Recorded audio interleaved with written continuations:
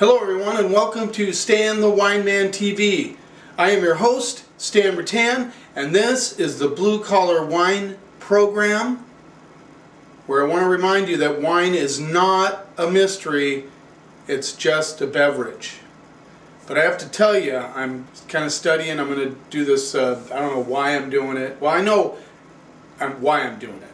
The first level sommelier test down in Portland in a couple of weeks. Studying for it. I'm telling you, there is so much to learn in the wine world, but a lot of it has nothing to do with how the wine tastes, how you perceive as a person a wine taste. But this is just all like geography and wine varietals and all the different areas of the world where wine is made. It's about spirits and beer and all that.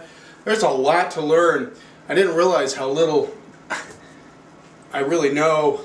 At least I thought I knew a lot until I started studying for this. But I'm really looking forward to it. It's a nice challenge. I want to do it. Today we're going to look at a very popular varietal, still hanging on, although I think it's sliding just a little bit, is Malbec. Particularly from Argentina, but I'm seeing some really nice Malbec coming out of Washington State. In fact, one of the best grades I ever gave a wine, A+, was to a Washington Malbec from Core Cellars. Shout out to Luke Bradford. He's going to be at one of my tasting events in April. Really looking forward to having him up. He was my winery of the year for 2013, and well deserved. We're going to look at some Malbecs. I got a Malbec sent to me from Gnarly Head.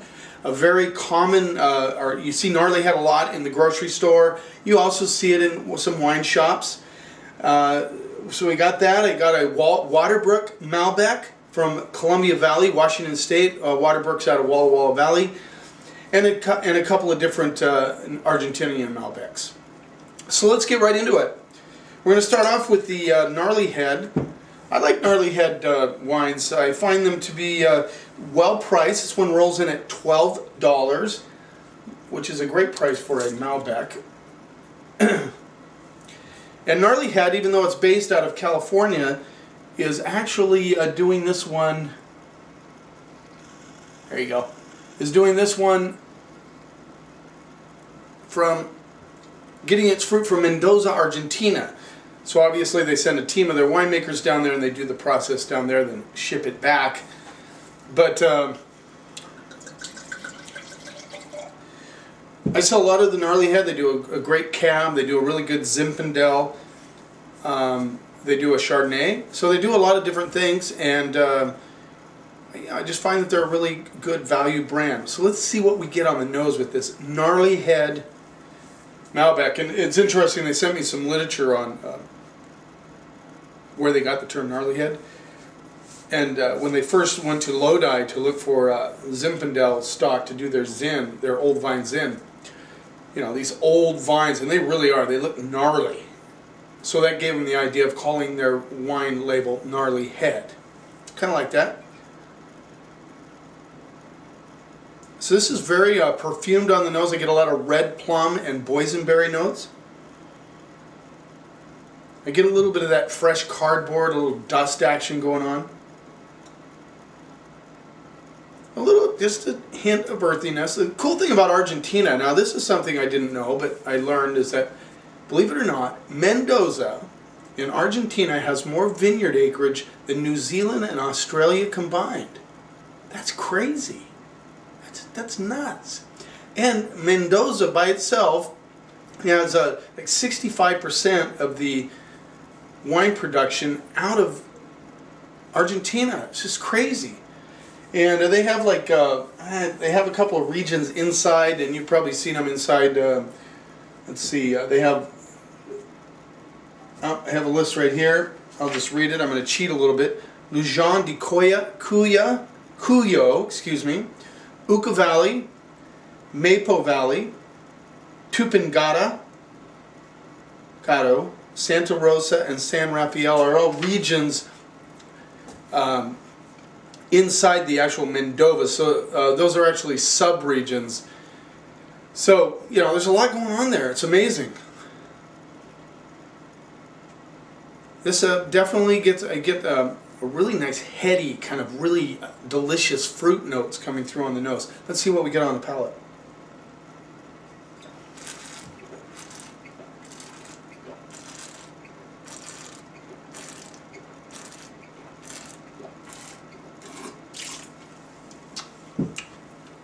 One of the only problems I ever have with inexpensive Malbec from Argentina, now this one's, is sometimes it can be a little one-dimensional, a little like vanilla ice cream. So I like to see a little more interesting play with this. I like this one. It's got a good core of fruit. I get a little tobacco. The spice on the back end is really interesting to me. I really like that.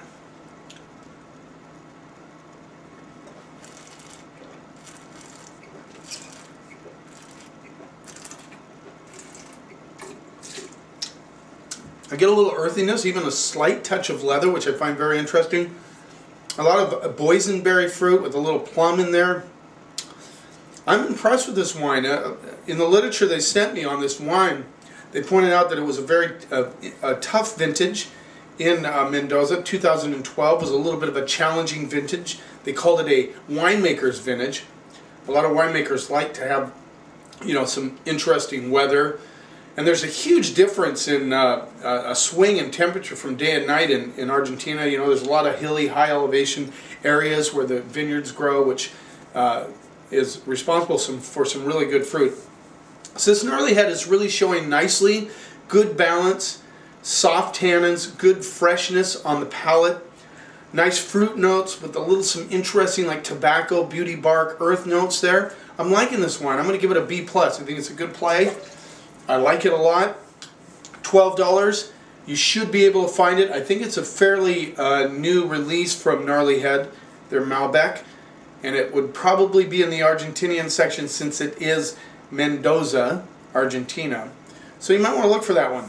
B+ on the Gnarly Head. Good job, guys. Now we're going to move on to a wine that we tasted at a recent event I did, a tasting event I did, called 15 Wines Under $15 in February. Very popular event. This one rolls in at $10 US. It's called Tinto Negro. It has a very, again from Mendoza, very interesting label. Get a little look at that if you can. They kind of, it almost makes your eyes cross looking at it, but it's Tinto Negro Malbec. Let's see what we get on the nose.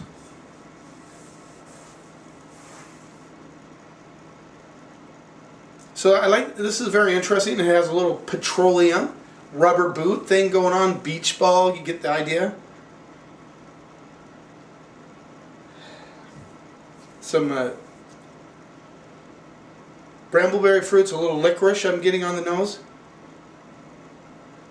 A little perfumed, very interesting though. I like to get that kind of that petroleum, just adds another dimension to the wine. Usually you don't get it on the palate, so you don't have to worry about that. But I challenge you at some point, and like I said, you should always try and smell your wine at least a little bit. You know, look for that element. Think about a beach ball. Think about a rubber boot. Think about those sort of things. And then when you smell the wine, see if you can associate that aroma with that wine. And it's not a bad thing, really. It's a good thing. And you want to keep that in mind. It usually doesn't transfer onto the palate. It's a little sweet fruit coming through. Let's see what we get on the palate.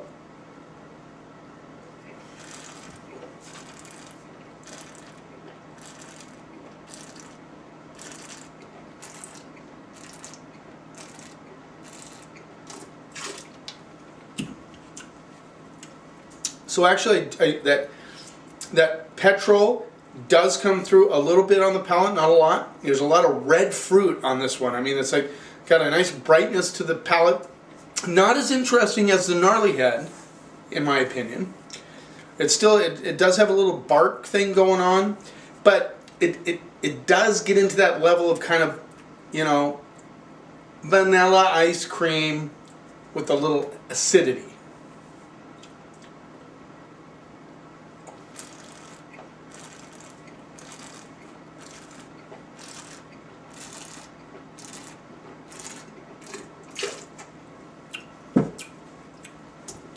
Other than the kind of the rubber boot thing, the brightness.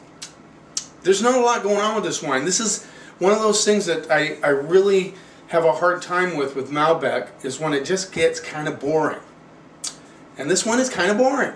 It's just there. But now the one thing I do like about this one, the one thing I do like, is that it has a brightness to it and the petrol part, but there's really not anything else to really identify. So I'm going to give this one a C. I think it's an average, everyday vanilla ice cream. Go buy yourself a half gallon of vanilla ice cream, chuck it down, don't put anything on it. That's what you're getting with this one. What can I say? It's a C Malbec. Now, let's stick with Argentina. This is Septima Malbec 2011. Did I give the vintage on the... Yeah, 2012. So that came from that challenging vintage they were talking about from Mendoza. This is Septima Malbec 2011. This is also from Mendoza. And none of these things, none of these guys give a specific area of Mendoza on the back label. At least not that I see. Anyway, I think maybe Gnarly Head mentioned a specific area, but I'm not sure. Anyway, we'll stick with Mendoza. Let's make it easy. So Bodega, Septima. This rolls in at $12, same as the Gnarly Head. I like the name Gnarly Head better than Septima. I told the sales rep when they gave me this one, it always reminds me of something you put in your toilet for your septic system. Sorry guys, I just had to throw that in. Septima? Septima. Maybe we'll say Septima. That sounds better. Maybe that's the way you're supposed to sell it. So if that's a winery, Bodega Septima, am I saying that correctly? Why don't you give me a little comment down below. Let's see what we get on the nose. So this has a little stink action. I like it. Some tobacco notes. I get like a warm spice. Very interesting. I like that. Very good. Boysenberries all day. Boysenberry, tobacco, that little tiny touch of stink, a little bit of that warm spices.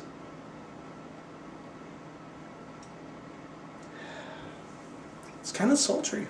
My favorite nose so far. I mean, I really like the Gnarly Head. This one, though, has a little more intricacies to it. Let's see what we get on the palate.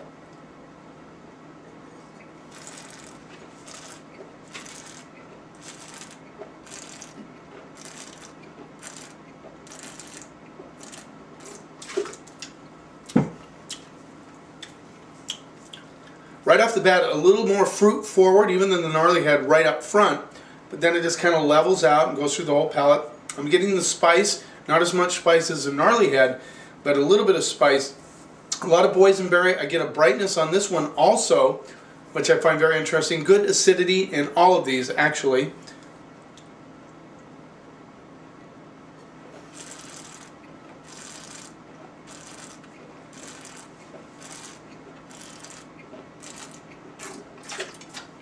You know, tiny touch of mocha. Again,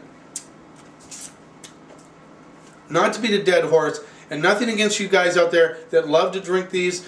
Sometimes I consider the Malbec the Pinot Gris of Argentina. I am getting a spice, a little bit of forest floor on the back end, which I do find interesting. That forest floor element on the backside. But overall, this wine lacks complexity. It is just vanilla ice cream. I'm telling you. It's McDonald's. It's vanilla ice cream. You know, I know why people like Malbec sometimes, because they know what they're getting. And I have no problem with that. It's just that I like to see a little more complexity in wines. And you get complexity, you don't have to spend more money. We saw that in the Gnarly Head. This one, a little bit better than the Negro Tinto Negro, excuse me. But let's give it another try real quick.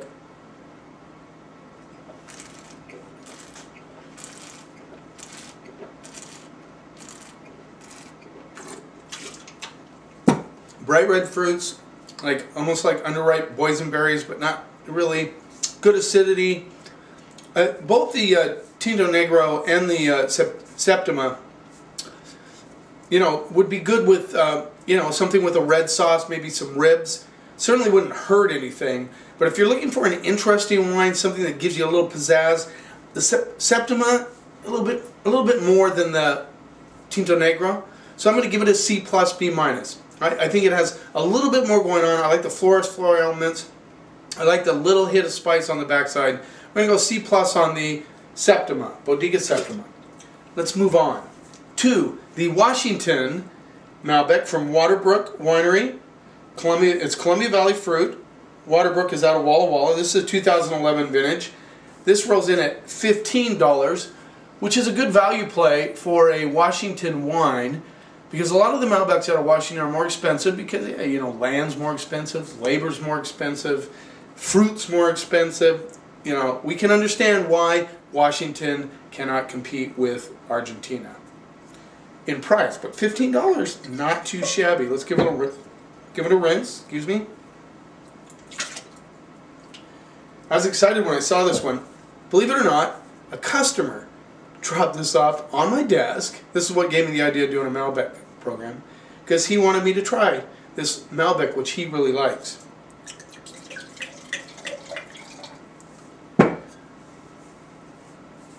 So thank you for the sample. Let's see what we get on the nose. Well, this has a kind of a, almost like a little bit of a perfume soapy thing going on.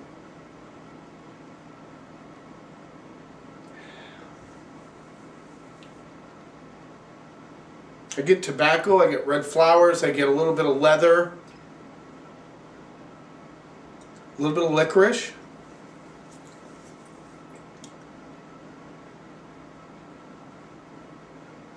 A little spiciness coming through, very interesting.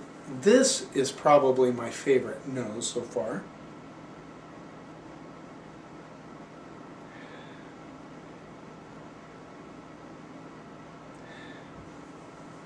Definitely some boysenberry notes, a little bit of a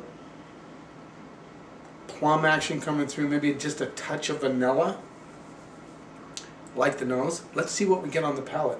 It's interesting, Luke Bradford called Malbec the bridesmaid of Washington wines. You know, not out in the forefront like Cab or their Rieslings or their Syrahs, but certainly a wine that could eventually become one of their premier varietals. Let's see how this Waterbrook shows.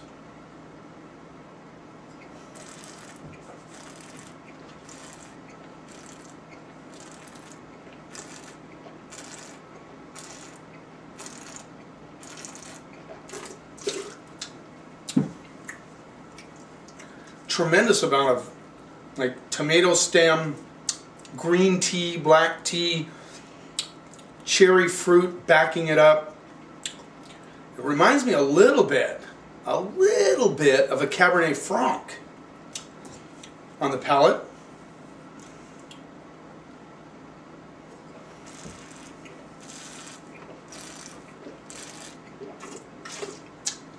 Really feels like I've chewed on, I blended up some tomato stem and rose petals and cherry juice, maybe a touch of cassis, just whipped it all up and I'm chugging it down. Has a lot of that going on. Bright acidity, very acidic on the palate, very fresh, alive. There are going to be some old world kind of, you know, guys like me that might love this wine. I don't think it has going to have mass appeal across the board, because, you know, a lot of people are looking for a little bit more fruit than this. That being said, it certainly doesn't diminish this wine because it doesn't have fruit. It's certainly interesting in its flavor profile. I love the rose petal flower, red flower thing going on, the tobacco, the cherries and cassis and all that. Certainly a lot more interesting than these two in the middle, but I don't know if a lot of you are going to like it.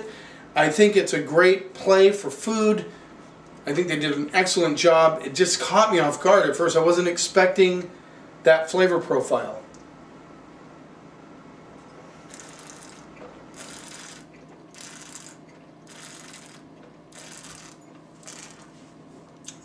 Lots of black tea. This baby, really, this needs food. I mean, it needs a spicy steak, some spicy food, but not hot spicy, but just spicy. My mouth is watering because of the acidity. This baby probably needs to age 3 to 4 years. It'll probably mellow out. I like the herbaceousness of it, which is very interesting.